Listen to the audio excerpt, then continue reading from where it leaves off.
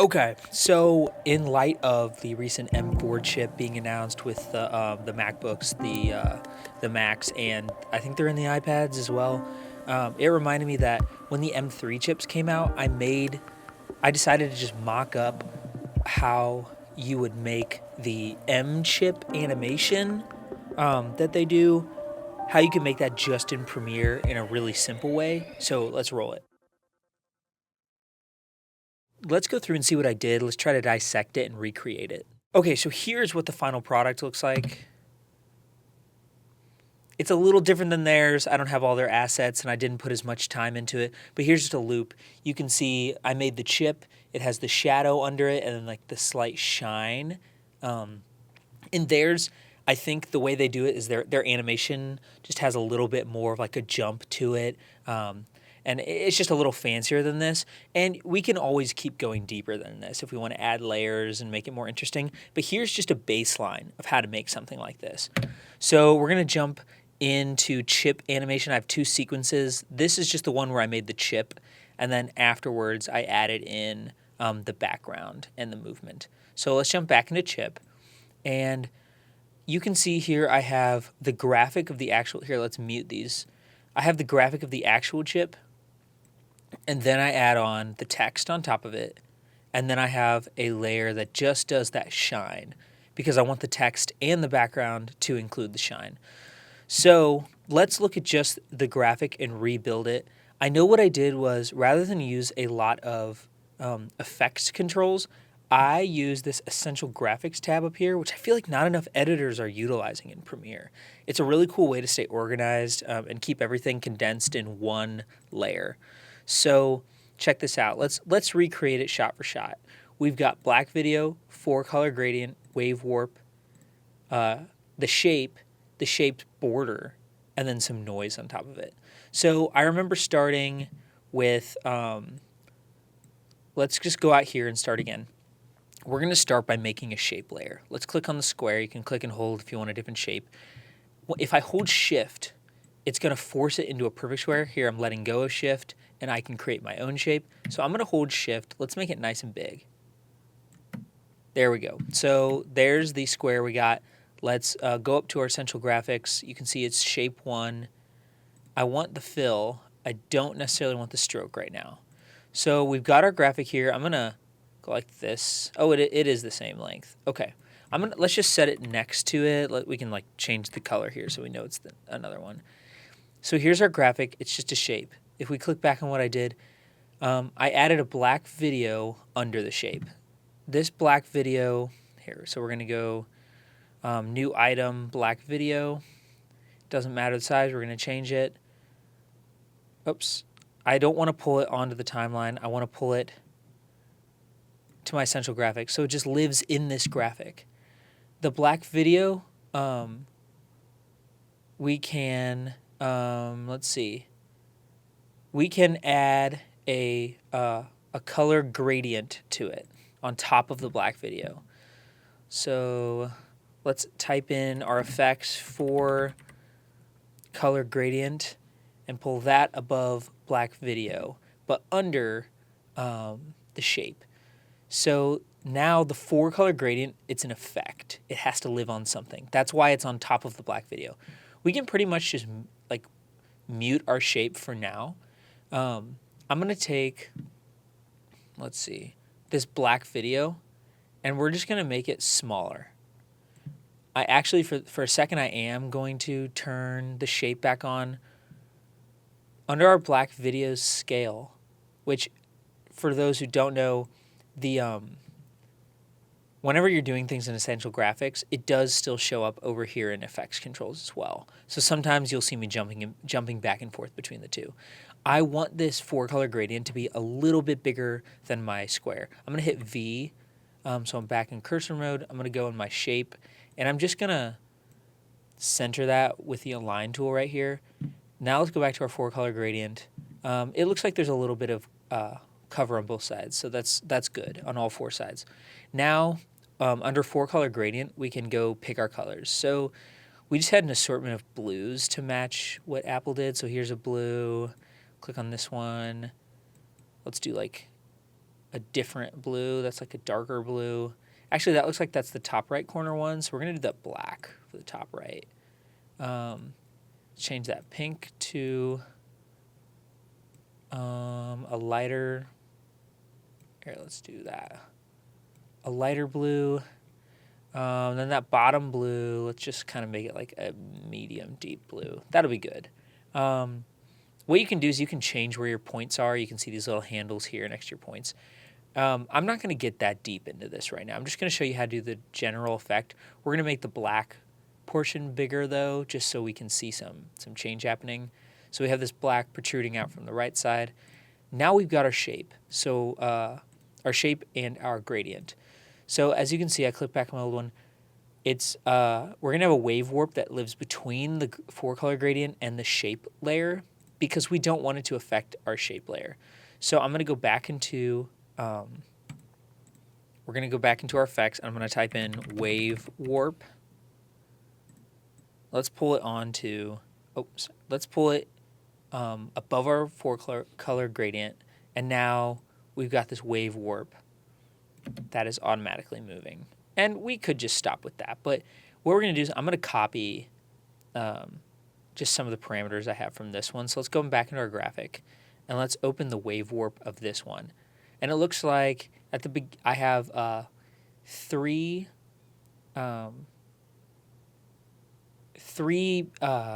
parameters that change over time. You can see with this stopwatch. So direction starts at 0 and goes to about 6 or 7. So we're going to zoom in and go to the beginning of our graphic. And under our wave warp here, we're going to start direction at 0. We're going to enable time, enable keyframes. We're going to go back to our timeline, scroll, go to the very last frame, and then just hit 7. So now we're matching them. Let's see what they did for wave width. Starts at about 200 and goes to 450. And wave height goes to 141 down to negative 141. So again, we're going to the beginning of our graphic. And wave width, 200. Enter. Enable keyframes. Go to the end. And we're just going to say like 500-ish. Now, back to the beginning of our keys, or our keyframes. Back to the beginning of our frames is what I mean. And this was at, I think it was like 141. We're going to enable, ooh, that looks kind of cool. And then we're going to jump to the last one again, negative 141. So now this is what it looks like. It's going to change over time. I won't make us watch the whole thing. So that's pretty changey. I like it. So how do we get it inside this square? That's our next step. So if you look back at our graphic layer here, black video, gradient, wave warp, shape. Under shape, you can see I've masked the shape, and I keep the fill. So let's click on our shape. Mask. Now everything that we just did is going to happen within the square because we masked it with the shape of the square. So now we're good. I want that little border there. I think they had it in the Apple ones. I'm going to right click and duplicate my shape. Let's rename that quickly to border so we don't get confused with what's what. Border is going to go above the shape, but we have to make some changes because we don't want to take those changes with us. We don't want to mask the shape. We don't want to fill. We just want the stroke. So now we've got like a little, looks like it defaulted to 3, the size 3. I'm okay with that. So we're just going to do a white 3. And the final thing that I did here was I added a layer of noise. So we'll go back to our effects and hit noise. I think it's down here under noise and grain. We're going to pull it back up. Boom. Noise. That doesn't look like noise. So we have to go up to noise up in the left-hand corner. We can go up here too, I think. Oh no, yes. Some of these, so let's look back at our essential graphics for a second. Some of them don't have editable parameters. Think of your effect control like your main effects. Like you have every piece of controls here. Essential Graphics is nice because it just has your quick access, like quick align, and you can add some different things to it depending on what effect or what piece you have up here. I like to keep it up because I can just see a condensed version of what I'm working on, and then I can have this stuff open on my left side and just get into the nitty gritty when I need to. But I can still see this beautiful and clean. Anyways, let's go open our noise. We're gonna add. Let's do heavy. Let's do 14. I like it. I think it adds to it, makes it feel a little more real. We can add some blur on top if we really wanted to blur our noise. So now over time we have this change, we have our noise, so we're actually good to go with this. The next thing I did here is I just added a text layer. So I'm going to go out to the side over here, hit the T on my keyboard, and just type in let's just do the M5 chip, M5 Pro. I'm going to highlight all this, center aligned it, centered it. Now let's pull it over our graphic. Ooh, we need it to be a lot bigger. So I opened it up over here. We're just making it large. Let's go back to our motion and just get it to the right spot. Make it a little bigger because I think if I remember right, there's filled up the whole screen. Slightly different font. I think these are both the font Gotham I used, but this is just a different weight of Gotham. Not a big deal to me. So we'll just do this for now. It is a little funny how much height differences there is. So let's pull that up because that was bothering me. So I just changed the spacing and then I lowered this. So now here we go. We got the chip. We're just missing the shine. So now we're going to add one more layer here. We're going to go back to our project, create a new, where is she? Adjustment layer. It can be the full size of our screen. We're going to pull that adjustment layer in. And before I keep moving, it's bothering me. I'm so organized. I gotta put this. These are going to go in utility because that's what those are. Our adjustment layer is the length of the clip. It's going to affect the entire width of 1920 by 1080. So we're going to start at the beginning. I'm going to zoom in, then I'll zoom back out. We're at the front of our clip. We're going to pull in an effect. I go under my most used, but you can just type it in the search bar, Lumetri Color, pull it in. Now we have an instance of Lumetri Color on here. We are going to draw our own shape because we're making a mask. So we're going to choose the pen tool, and we're going to draw this rhombus type shape, I think it is. We want to make sure that it is bigger, or wider at least, than the square, which it is now. See how it is fully wider? That's our shape we want. We're at the front of our animation clip. We're going to pull it down like this. Now we're going to enable the mask's path. Click back on it. That's where it is at the beginning.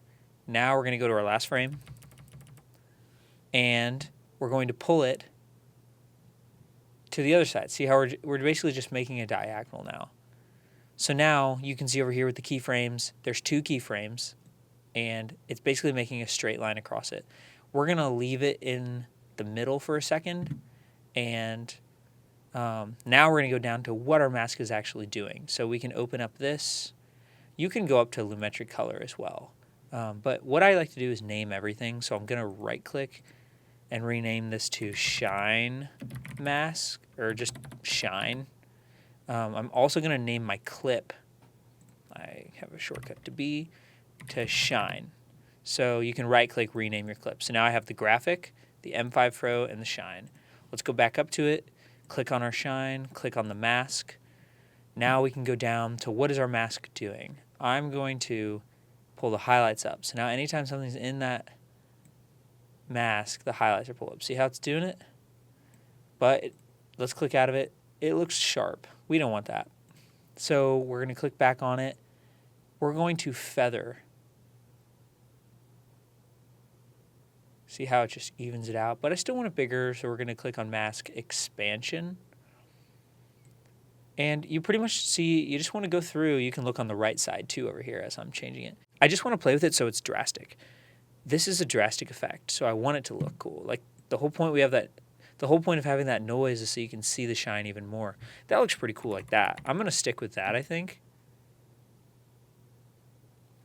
Might even be able to expand it more. Here we go. Up to the left, Mask Expansion. I'm cool with that. So let's look back at our mask path up here. This is just a straight line, and that's definitely not what Apple's is doing. You can right click and, oh wait, sorry, you can't do that on this. I was going to say we could ease it, but you can't do that on mask paths. What I can do, which is like a little trick, is at any point in this path, I can make a click. So maybe I'm going to click it right when it's in the center. See the lights right in the center?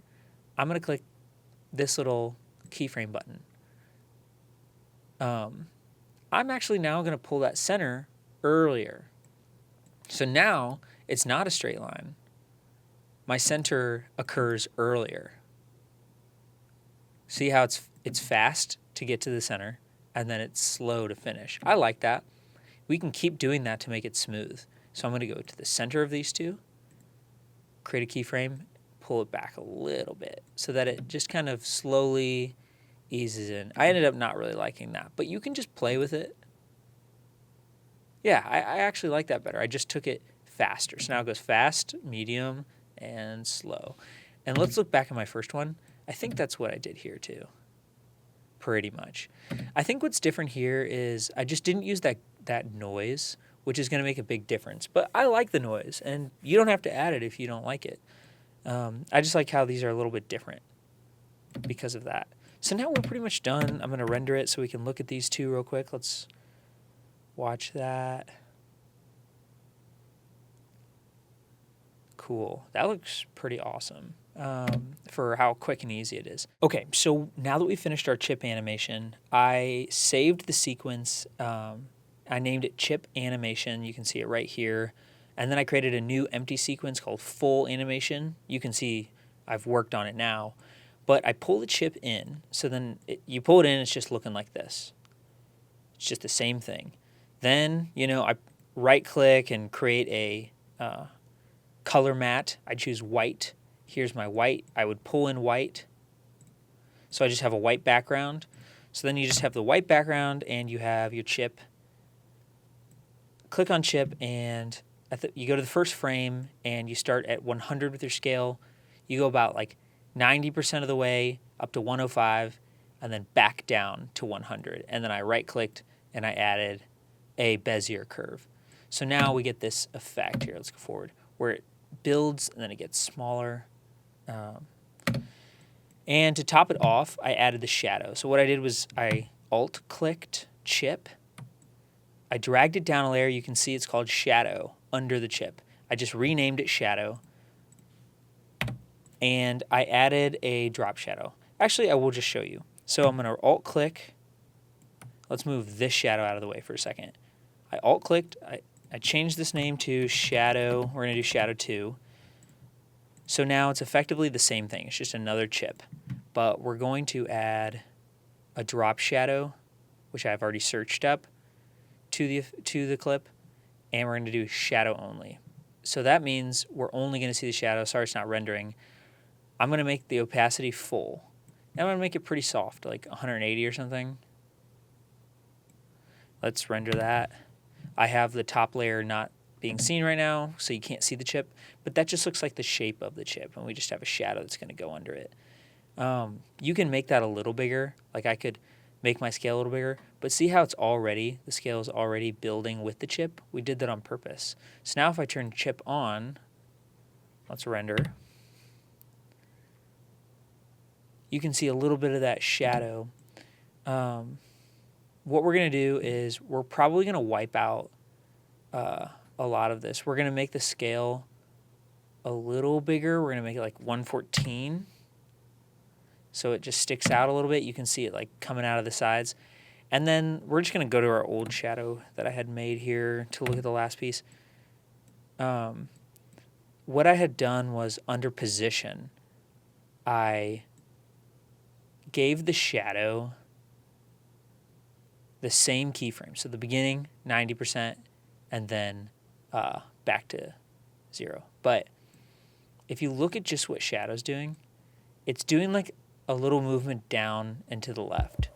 So I just started it here, and then I went forward, and I moved it down and to the left. Why did I do that? So it could match the opposite of that shine. The shine goes up and to the right, so the shadow goes down to the left, which would match like if there was a light creating that shine. So that's pretty much it. You can go deeper into it and make the gradient more interesting and swirly, but I think this looks pretty good for, a quick job that takes about 10 minutes to make. So hope you enjoyed it.